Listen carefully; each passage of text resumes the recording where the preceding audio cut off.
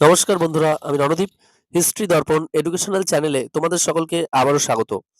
আজ আমাদের আলোচনার মূল টপিক হলো, যারা কল্যাণী ইউনিভার্সিটির অধীনস্থ পঞ্চম সেমিস্টারে পড়ছো এবং যাদের রাষ্ট্রবিজ্ঞান মাইনরে রয়েছে, তাদের রাষ্ট্রবিজ্ঞান লাস্ট মিনিট সাজেশন, অর্থাৎ তোমাদের রাষ্ট্রবিজ্ঞান থেকে শেষ মুহূর্তের সাজেশন আমরা আলোচনা করছি আজকে। এবং তোমাদের লাস্ট সাজেশনের মধ্যে তোমাদের পঞ্চম সেমিস্টারের রাষ্ট্রবিজ্ঞানের যে গুরুত্বপূর্ণ প্রশ্নগুলো আসবে সেই সম্পর্কেই কিন্তু আমরা আলোচনা করব। তোমরা অনেকেই বলছিলে যে কিভাবে পিডিএফ সংগ্রহ করব, তাদের উদ্দেশ্যে বলছি, তোমরা স্ক্রিনে দেওয়া নম্বর অথবা ডেসক্রিপশনে দেওয়া নম্বরের মাধ্যমে পিডিএফ ক্রয় করতে পারো। আর এই প্রথম হিস্ট্রি দর্পণ 2 তারিখ থেকে 15ই জানুয়ারি পর্যন্ত 80% ডিসকাউন্টে পিডিএফ দেওয়া হচ্ছে হিস্ট্রি দর্পণের পক্ষ থেকে, এবং শুধুমাত্র 108 টাকাতে পিডিএফ দেওয়া হচ্ছে। এবং এর বাইরে কোনো প্রশ্ন আসবে না, এর ভেতর থেকেই হুবহু সম্পূর্ণ প্রশ্ন তোমরা সব কমন পাবে, এবং বড় প্রশ্ন উত্তর সহ এবং ছোট প্রশ্ন উত্তর সহ থাকছে। তাহলে আর দেরি না করে চলো শুরু করা যাক আজকের গুরুত্বপূর্ণ যে লাস্ট মিনিট সাজেশনের প্রশ্নগুলো, রাষ্ট্রবিজ্ঞান মাইনর পঞ্চম সেমিস্টার। তবে তার আগে একটা কথা বলতেই হয় যে তোমরা যারা নতুন আছো চ্যানেলে, অবশ্যই চ্যানেলটিকে সাবস্ক্রাইব করে নোটিফিকেশন অন করে রাখবে এবং বন্ধু বান্ধবদের মাঝেও শেয়ার করতে কিন্তু একদম ভুলবে না। তাহলে চলো শুরু করা যাক আজকের প্রথম প্রশ্ন। ভারতীয় অর্থনীতির সংগঠিত ক্ষেত্রের ওপরে বেসরকারীকরণের একটি সংক্ষিপ্ত টিকা লেখো। নেক্সট, স্বাধীন ভারতের আর্থসামাজিক উন্নয়ন প্রক্রিয়ায় পরিকল্পনা কমিশনের ভূমিকা লেখো। নেক্সট, মিশ্র অর্থনীতি সম্পর্কে আলোচনা করো, এর সুবিধা এবং অসুবিধা সম্পর্কে আলোচনা করো একই সাথে। নেক্সট, বিশ্বায়নের প্রভাবে ভারতের অর্থনৈতিক সংস্কার আলোচনা করো। অথবা প্রশ্নটা এভাবেও আসতে পারে, বিশ্বায়ন প্রক্রিয়া ভারতের শ্রমিকদের আনুষ্ঠানিকীকরণের দিকে পরিচালিত করেছে, এই যুক্তিটি আলোচনা করো। নেক্সট, ভারতীয় অর্থনীতিতে উদারীকরণের প্রভাব সম্পর্কে আলোচনা করো। নেক্সট, নীতি আয়োগ কি, কেন এটি গঠিত হয়েছিল, অথবা টিকা লেখো নীতি আয়োগ।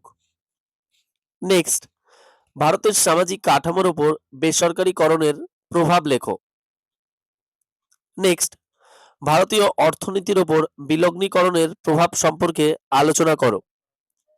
নেক্সট, ভারতীয় সমাজ কাঠামোর উপর ভূমি সংস্কারের প্রভাব লেখো। নেক্সট, ভারতের সামাজিক আন্দোলনের গুরুত্ব লেখো। নেক্সট, টিকা লেখো সবুজ বিপ্লব, অথবা ভারতীয় অর্থনীতিতে সবুজ বিপ্লবের প্রভাব লেখো। নেক্সট, টিকা লেখো সরকার পরিচালিত শিল্প।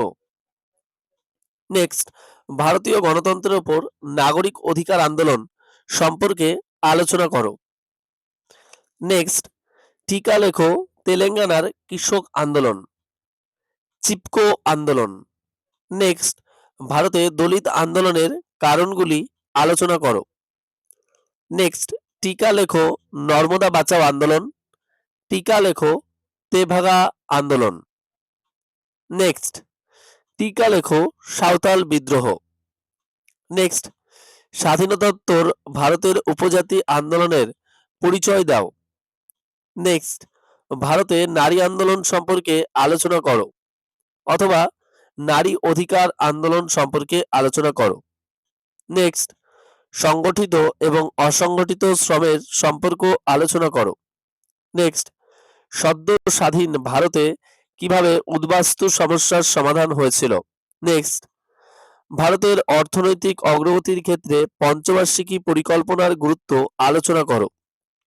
নেক্সট, অপারেশন বর্গা কি, এর দ্বারা পশ্চিমবঙ্গে ভূমি সংস্কার কতখানি সফল হয়েছিল। নেক্সট, ভারতে মধ্যবিত্ত শ্রেণীর উত্থান বা বৈশিষ্ট্যগুলি আলোচনা করো। নেক্সট, ভারতে কৃষক আন্দোলনের প্রাচীন বা প্রধান যে সমস্যাটা রয়েছে, অর্থাৎ ভারতের কৃষক আন্দোলনের একটা প্রধান সমস্যা, সেই সমস্যাটা আলোচনা করো। নেক্সট, ভারতীয় অর্থনীতিতে আধুনিকীকরণ সম্পর্কে আলোচনা করো, বিশেষ করে 1991 সালে। দেখো, আর দু একটা প্রশ্ন আছে যে প্রশ্নগুলো একটু ঘুরিয়ে আসতে পারে। যেমন ধরো, ভারতে মধ্যবিত্ত শ্রেণীর উত্থান বা বৈশিষ্ট্যগুলি আলোচনা করো। এই প্রশ্নটা এমনভাবেও আসতে পারে, ভারতে উদারীকরণের পরে নতুন মধ্যবিত্ত শ্রেণীর উত্থান ও ভূমিকা লেখো। দেখো, তোমাদের আরেকটা প্রশ্ন আছে যেটা হলো, আমি পূর্বে আলোচনা করলাম যে ভারতের দলিত আন্দোলনের কারণগুলি আলোচনা করো। প্রশ্নটা অন্যরকম ভাবে আরেকভাবে আসতে পারে যে সমসাময়িক ভারতে দলিত আন্দোলনের বিভিন্ন দিক সম্পর্কে আলোচনা করো। সেম এরকম তোমাদের আরেকটা প্রশ্ন রয়েছে যেটা আমি পূর্বে আলোচনা করলাম, ভারতের নারী আন্দোলন সম্পর্কে আলোচনা করো, অথবা নারী অধিকার আন্দোলন সম্পর্কে লেখো। ঠিক এটাই আরেকভাবে আসতে পারে যে স্বাধীনতার পর নারী আন্দোলনের বিভিন্ন রূপগুলি লেখো। নেক্সট যে আরেকটা প্রশ্ন আমি কিন্তু পূর্বে আলোচনা করেছি যে প্রশ্নগুলো বিভিন্ন ধরনের হতে পারে, এজন্য আমি তোমাদেরকে আবার সেই প্রশ্নগুলো আলোচনা করছি। যে প্রশ্নটা আমি আলোচনা করেছিলাম, ভারতীয় গণতন্ত্রের ওপর নাগরিক অধিকার আন্দোলন সম্পর্কে আলোচনা করো। প্রশ্নটা এভাবেও আসতে পারে, সমসাময়িক ভারতে নাগরিক অধিকার আন্দোলনের ওপর প্রবন্ধ লেখো। দেখো, আমি যে প্রশ্নগুলো তোমাদের আলোচনা করলাম, আমি খুব বেশি প্রশ্ন আলোচনা করিনি, আমি মাত্র তোমাদেরকে 25টা প্রশ্ন আলোচনা করেছি। আর এই 25টা প্রশ্নের মধ্যে কিন্তু তোমরা অধিকাংশ প্রশ্ন কমন পেয়ে যাবে, এর বাইরে কোনো প্রশ্ন আসবে না। এবার আমি এক ক্ষেত্রে যে টিকা যেমন পার্ট পার্ট করেও আসতে পারে, তোমাদের 5+5 10, অথবা শুধু কোনোটা 10 নাম্বারেও আসতে পারে। এবার নিখুঁতভাবে বলা যাবে না যে এটা 5 বা এটা 10এই আসবে। দেখো, একটা আমাদের মন গড়া নাম্বারিং করে আমরা দিতেই পারি, কিন্তু কখনোই এক্ষেত্রে এই কলেজের পরীক্ষায় বলা সম্ভব নয়।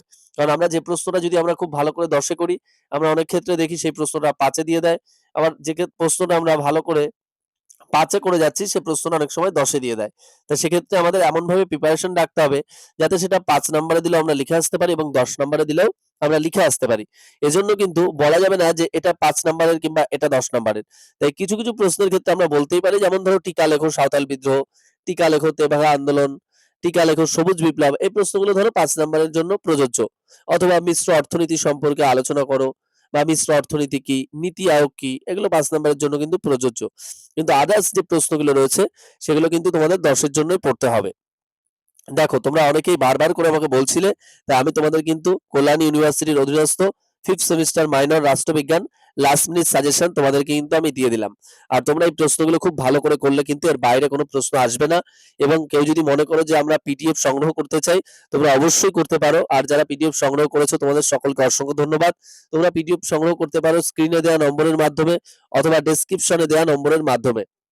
আর তোমরা আরেকটা কথা তোমাদের, যে ১০৮ টাকাতে কিন্তু তোমরা পিডিএফটা পাবে একদম স্বল্প মূল্যে, কারণ 80% ডিসকাউন্ট দেওয়া হচ্ছে। আর তোমরা যারা চ্যানেলে নতুন আছো অবশ্যই কিন্তু চ্যানেলটিকে সাবস্ক্রাইব করবে এবং বন্ধু-বান্ধবদের মাঝে শেয়ার করতে ভুলবে না। আর তুমি যদি নতুন হয়ে থাকো, অবশ্যই তোমার কোনো মতামত থাকলে কমেন্ট বক্সে কমেন্ট করে জানাবে। আমরা চেষ্টা করব পরবর্তীতে সে ধরনের ভিডিও তোমাদের সামনে তুলে ধরার। ভিডিওটি সম্পূর্ণ দেখার জন্য তোমাদের সকলকে অসংখ্য ধন্যবাদ। সকলে ভালো থাকবে, সুস্থ থাকবে। দেখা হচ্ছে পরবর্তী ভিডিওতে। ধন্যবাদ।